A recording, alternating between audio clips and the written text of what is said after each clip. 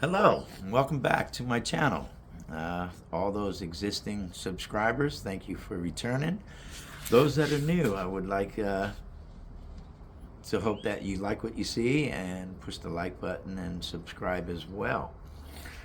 Um, let's get to the topic at hand.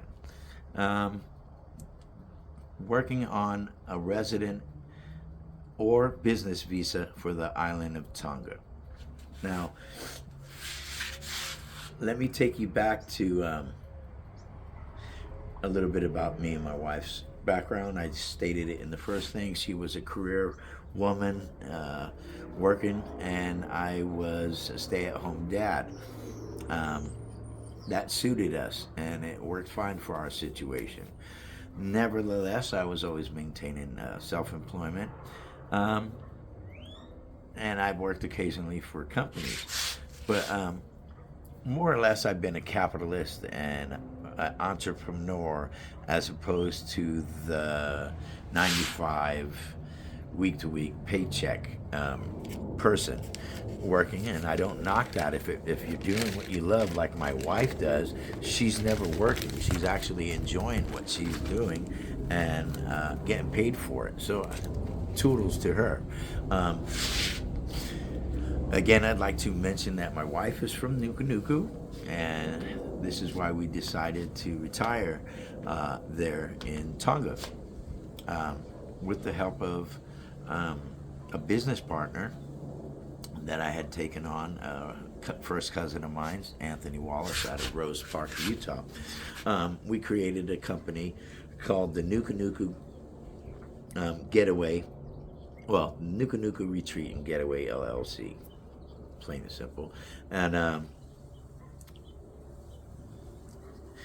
with all my visits to the island, I always loved the laid back,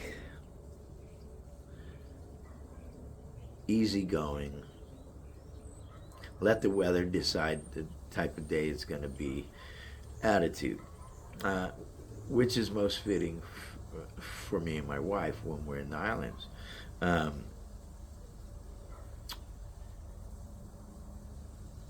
We have friends from different states moving to different places in the world, like Costa Rica, Dominican Republic, and so forth.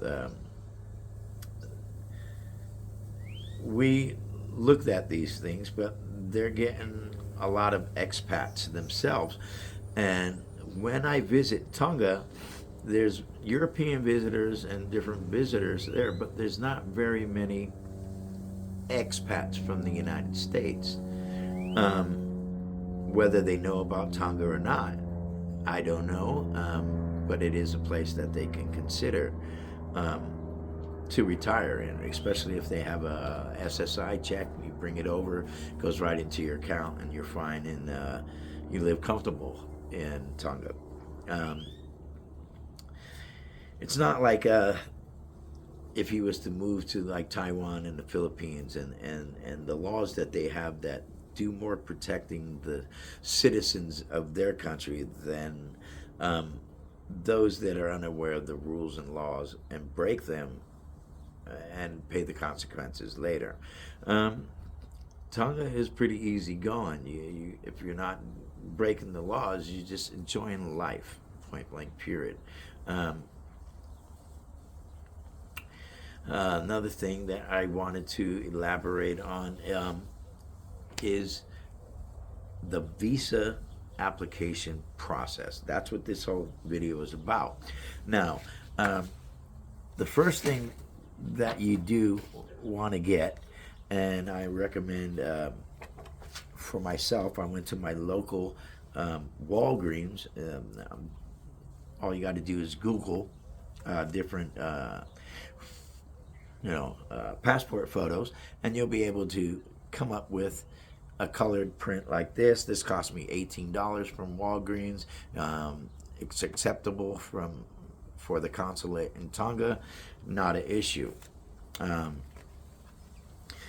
Wear some dark clothes because you do have a white background, for men, women, and children. No hats, no glasses, nothing that obstructs your face. It has to be clear. Besides, prescription glasses are fine. Um,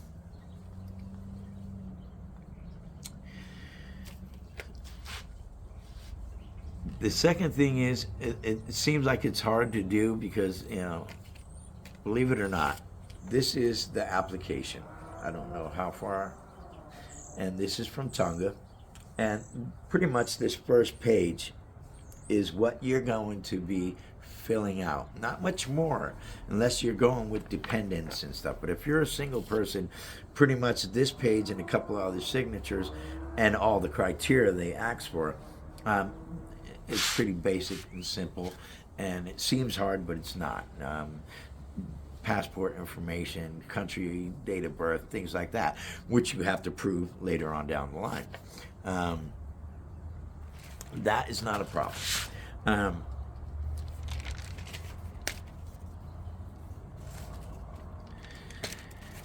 When you apply, they're letting you know it takes a month, so up to a month. So unless you have time in your life to actually spend like I do, I'm going to spend a whole month for this process. And I am very aware that it could take longer. And if it does, I'll have to pay the expenses to extend my visa, temporary visa, while I'm applying for my visa there, resident visa or business visa. And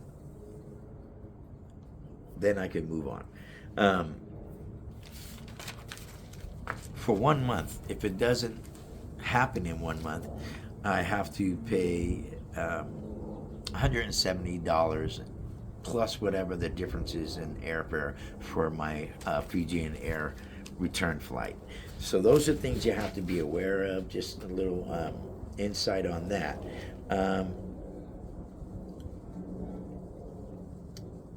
What else can I talk about? When you go through this process, it seems like it's very complicated for the things that they ask for, and where am I going to get these things? It's not very hard at all to actually find out the criteria and then just do your homework on where in your local city you could acquire those requirements and the paperwork, whether it's marriage certificate, this, that, or the other, that they ask for so many things. I'll get into that even more tomorrow when you home in and view my next video. I definitely will be giving you more information and a little bit more in-depth needs for the application, and I'll show you though. I'll physically show you, as well as like I did with these. You want to make sure that you have your passport photos up to date within the past 3 to 6 months of what you look like presently. What's good about my local one, if I was to lose those, but I had this, I can always scan this and print out more. So that's a benefit of where I went to get my passport photos. But find your local passport photo shop and their fees and go from there. I don't know everybody's city and town, but I'm here in Mesa, Arizona, and that's what it cost me, $18 and something cents to get the 2 photos. Took less than 25 minutes at a Walgreens. Again, just make sure that you are dressed with dark clothes again, so that way you are vibrantly showing your face. No obstructions again. This form here, it doesn't very much go into depth. Second page, number 2, is like I said, if you're doing it by yourself, you just need the first page. If you're doing the second page, it's going to ask you for birth certificates and everything else for the dependents that you have, your children that you have, everything to prove that they're yours. Then it will ask you some other information you have to come up with. As you acquire the first thing, and you go, okay, I got the passport out the way, and yes, I went to their website and went to the consulate, embassy website, and I PDF printed out this. I'm sure if you get to Tonga, they're going to have a whole nother one, but you already have it, and it's filled out, and it's easy for you to just go over and fill it out on site in Tonga. Definitely, I'm looking forward to going. This is very exciting. Forgive me for continually looking away, but I've been racking my brain, watching videos, and I've been doing my own homework, and I feel I'm on the right track to meeting the audience that I want to help. I want to help you know that if you do want to be an expat, or not even just for Tonga, but for any of these other countries, do your homework, do diligently. It's all accessible. You can do most of it online, if not a couple of things you have to do in person, but they're doable. And if you think you can't do it, you won't do it. And I'm here to give you the confidence, because I didn't think that these things would come about in my life, being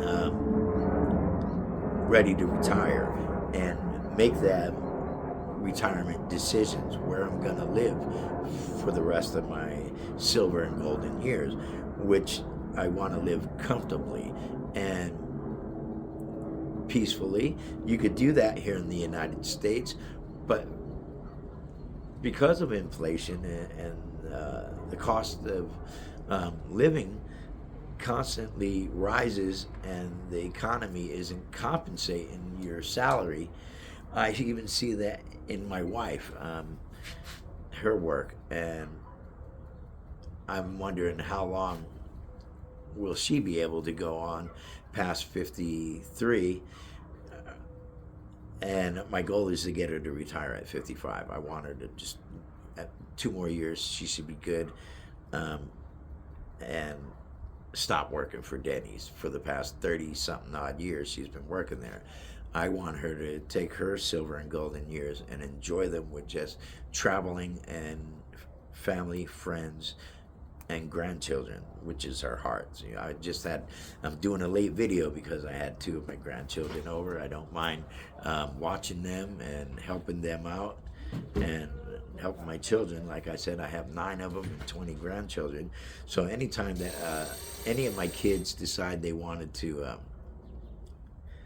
drop them off or need help or daycare, I've been afforded to be able to be a stay-at-home dad for my children, and now I'm able to help my children with my grandchildren's childcare needs here and there. I don't do it on every day. I just do it occasionally when they need me. And thank goodness they're very independent children that I have, and they handle that pretty well. Looking forward to seeing you viewers on my next video, where I definitely will be giving up and showing some more in-depth things that you'll be needing and how you go about getting them. And I appreciate your time. If this is helpful, please push the like button, subscribe. Appreciate you. Appreciate your time for watching. If you could watch the whole video all the way to the end, you're awesome. And you give me the opportunity to help others, as well as help myself. So again, thank you, and I'm looking forward to seeing you. You guys have a great day.